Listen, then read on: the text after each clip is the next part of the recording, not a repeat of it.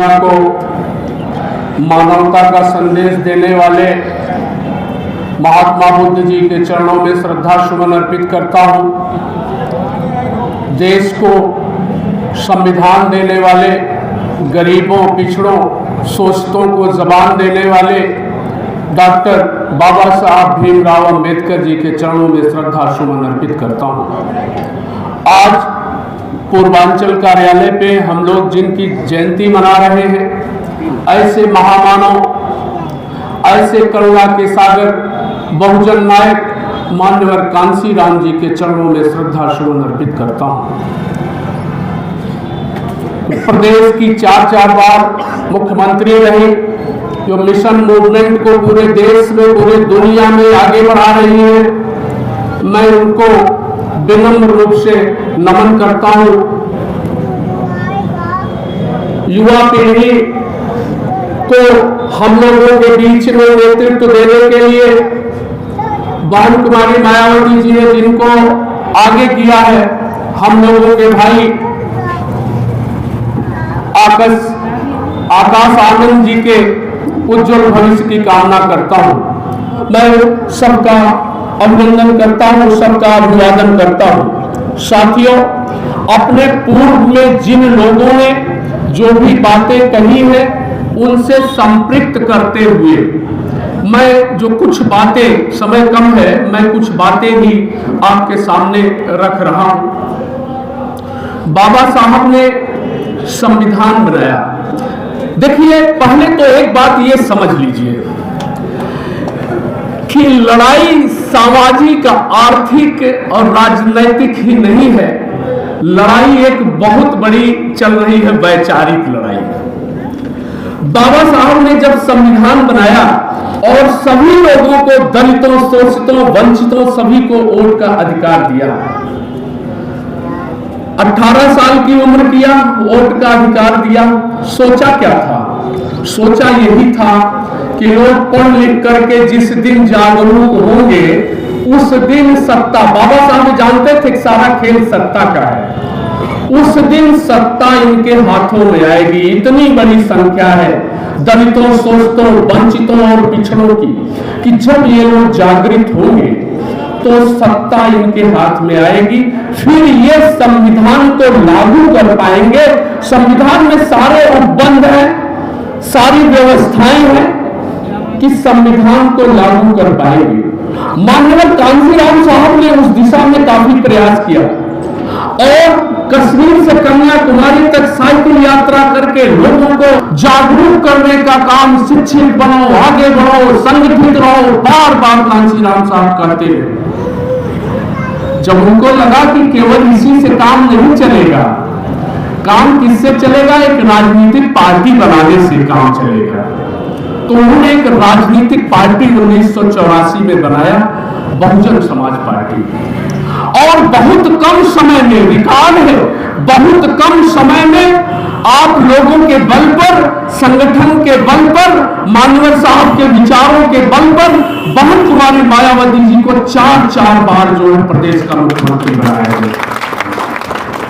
फिर यहीं से एक वैचारिक लड़ाई शुरू होती है कि अब आगे नहीं आने देना है, अब आगे नहीं बढ़ने देना है।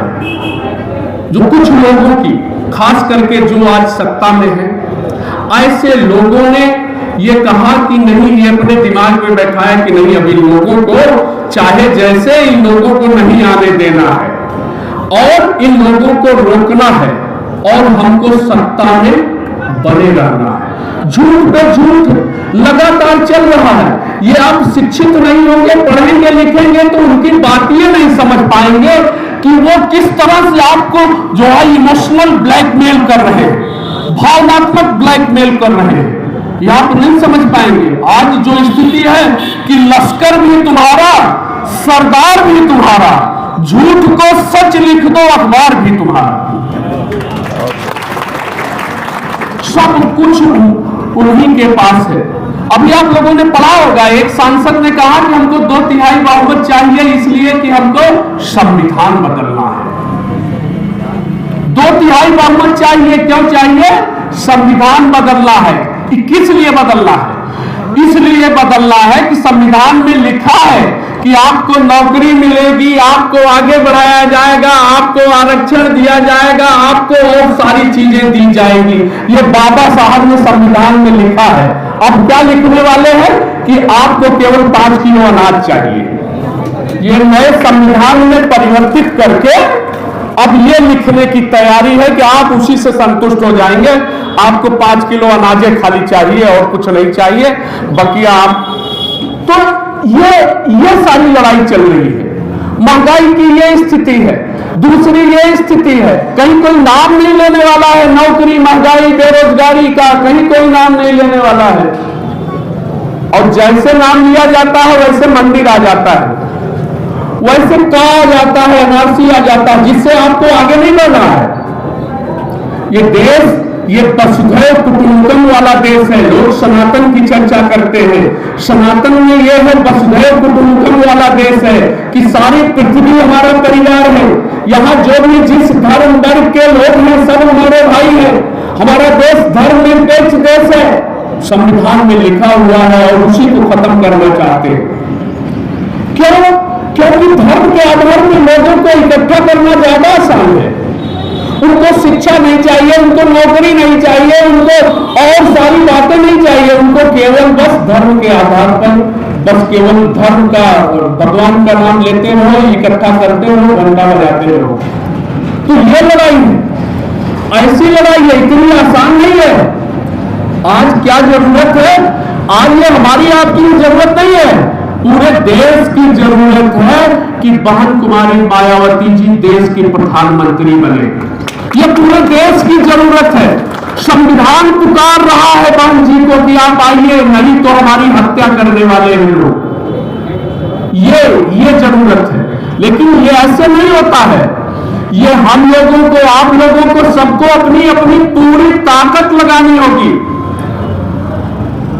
मोस्ट बैकवर्ड सबको इकट्ठा करना होगा। ये लड़ाई ऐसे नहीं होगी। कुछ गणित भी काम करता है, कुछ ऐसा चुनावी अंक गणित भी पूरे देश का हो। बहुत सी पार्टियां कह रही है कि बहन जी को प्रधानमंत्री बनना है, बनाना है, क्या करना है उनको। अगर आज सबके मुंह से यही एक बात आ रही है, अगर काश बहन जी अगर प्रधानमंत्री की दावेदार बहन जी का नाम घोषित हो जाए तो बीजेपी आज से ही खत्म हो जाए, ऐसे भी चर्चा चलती है। तो ये सारी बातें हैं। ये लोग झूठ बोलते हैं, सरकार में बैठे लोग झूठ बोलते हैं और झूठे आंकड़े पेश करते हैं। आज का जो इकोनॉमिक सर्वे होता था, जो पुस्तकें आती थी कि देश की क्या आर्थिक स्थिति है, वो पुस्तकें सब बंद हो गई हैं। कोई आंकड़ा नहीं, जो कह दिए झूठ सही, हम आपको कह दिए। अब इतने लोगों के बीच में कह दिए सुरेश भाई के हम आपको 1 लाख रुपया दिए, सब लोग जान गए कि सुरेश भाई को 1 लाख रुपया दिए।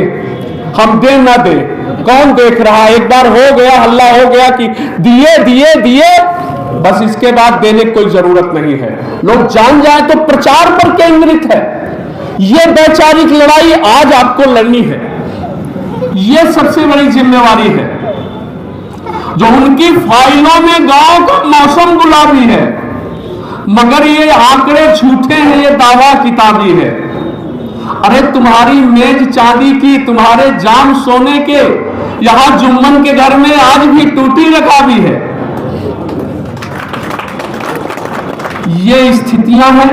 अभी हमारे बड़े भाई आदरणीय, ये बड़ी वैचारिक लड़ाई है। इन्हीं लोगों ने सब कहानियां लिखी हैं जो हम लोग पुराणों और दूसरी चीजों में पढ़ते हैं। कहानियां गढ़ने का इनका पुराना अभ्यास है। इससे सावधान रहना है, इससे सावधान रहना है। अंत में मैं यही बात कह के कि जल रहा देश तृष्णा के जिन आघातों से, वे नाद तुम्हें क्या नहीं सुनाई पड़ते हैं? हे उत्तर प्रदेश के बुनकर मजदूर किसानों, इन चोरों के काले चेहरे क्या नहीं दिखाई पड़ते हैं? जय हिंद।